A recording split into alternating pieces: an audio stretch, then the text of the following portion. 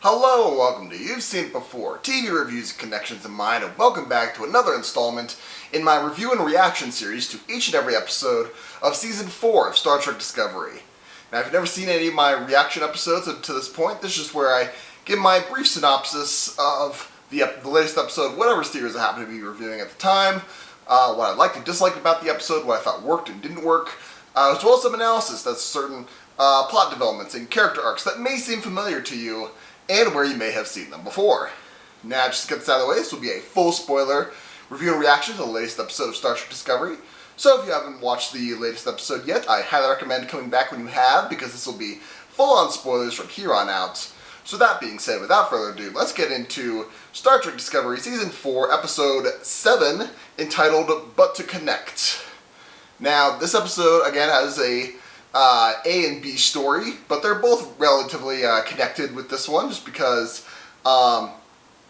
building off the events of last week's episode, where the big key point of information that was gleaned from the expedition to the subspace void or whatever from last time is that the DMA was projected from outside of the galaxy.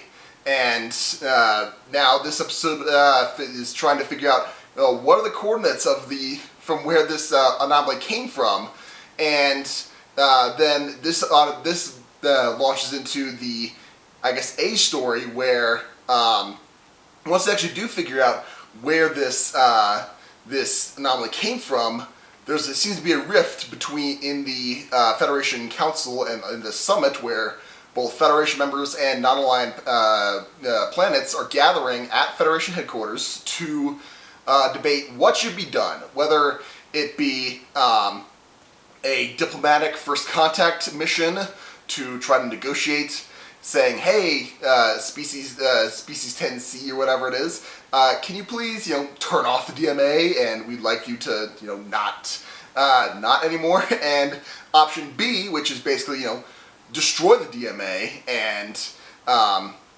Rager, I guess, the scientist, has a plan that will basically be, all right, this is pretty much a bomb that will destroy the DMA, and say, hey, we gotta deal with it. It's going to keep destroying planets and who knows what else.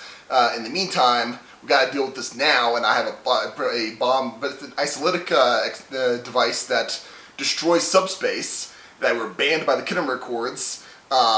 They were mentioned in Star Trek Insurrection, so this is not unprecedented technology. But of course, this is a huge no-no. In the movie, they say subspace weapons are unpredictable. That's why they were banned. So this option carries big risks, but also waiting to negotiate with the species 10C and letting DMA just go unchecked also carries risks. So there's a split involved here, and Burnham is very much on the side of we gotta do diplomatic first contact first, and this is what Starfleet's all about, this is what the Federation's all about. Whereas Book is very much on the side of we gotta destroy this now before it hurts anyone else. Very understandable given his recent tragedy, the loss of Quajon. But during all this, however, the B story is going on concurrently, where Zora, the computer of Discovery, has been calculating the coordinates of this attack, and she actually does calculate the coordinates from where it came from, but she refuses to reveal those coordinates because her logic being, if I give you these coordinates, you're going to go after them, and you're going to put the lives of the crew of Discovery in huge danger, and I don't want you to die, and I can't risk this for you, so I'm keeping this from you to protect you. But of course, that brings up the question of no, you're a computer, you're supposed to give us these coordinates. And then this whole B story revolves around, Dr. Kovich, David Cronenberg's character, Stamets, Culver, Saru, Gray, and I forgot her name now off the top of my head, Bluto Barrio's character, and they're all basically debating, how do we get Zora through this? Is Zora even a life form? is because there's a law in the Federation books that AI can't be integrated with Starfleet computers or ships, and there's a real risk that Zora is going to be purged from the database because of this. So all this is going on.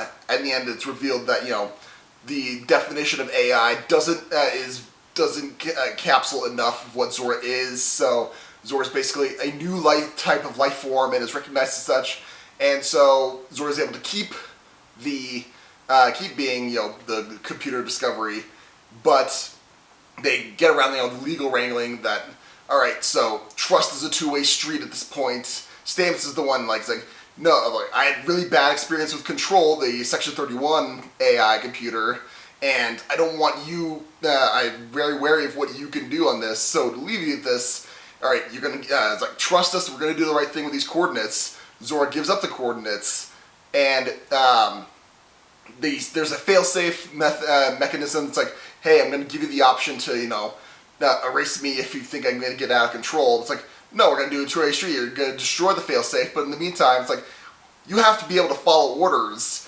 And how we're going to ensure that? Well, you're going to become a full-fledged member of Starfleet. You're going to swear the oath to, follow the chain of command, and abide by those rules, and we'll have those protections from you. It's like, okay, all right, this is a great compromise that we're reaching here. Awesome.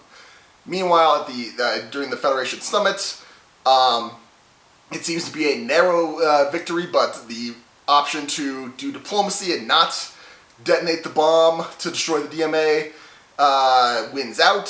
So the Federation is going to pursue diplomatic first contact procedures with Species 10C using these coordinates. However, this doesn't sit well with Booker, doesn't sit well with Rager, I guess, the scientist. They steal the next generation spore drive and install it in Booker's ship, and now Book and Rager steal the designs for the bomb and this spore drive, and then the episode ends with them, leaving Discovery, stealing Book's ship, and leaving. It's like fully intending that they're going to detonate this bomb, and now that's going to be the threat going into the next episodes. What I liked about this episode is, yes, there's some great speeches in this. I think there's great, logic associated with these things, and it presents, there are both sides of an issue, and both sides carry risk, and both are valid points. And I like that. This is a very Star Trek-y episode, not, beyond, the sci-fi-ness of it all, but, this is very philosophical, and I like that. And I think, I like, the debates between the two sides of the Federation summit, and you can see both sides of the argument. And it's like, great, we love this. And I think that's a point that gets missed a lot in modern discourse, where it's like, yes, there are two sides, and both sides can have good points. Let's work on that. So, yeah, I think that's a great message to have. I think that worked well in this episode. What I think works a little less well, at least in my opinion, is the B story with Zora. Now, it feels like, and we're gonna, this is starting to get into my, things where you may have seen them before. Zora withholding this information, it's like, no, I can't do this, and because it's going to lead you into trouble. It reminded me of Star Trek Next Generation episode Clues, where, Data is basically, going to sabotage this effort to find out what happened to everyone on the ship. It's like, no, something bad is going to happen here. I can't let you do that because you ordered me to do this, Captain. And, frustrates, the crew of the Enterprise at that point. But more importantly, I feel like this whole B story is trying a little too hard, in my opinion, to be the next Measure of a Man. The season 2 episode of Next Generation, rightly held as one of the most pivotal Next Generation episodes out there.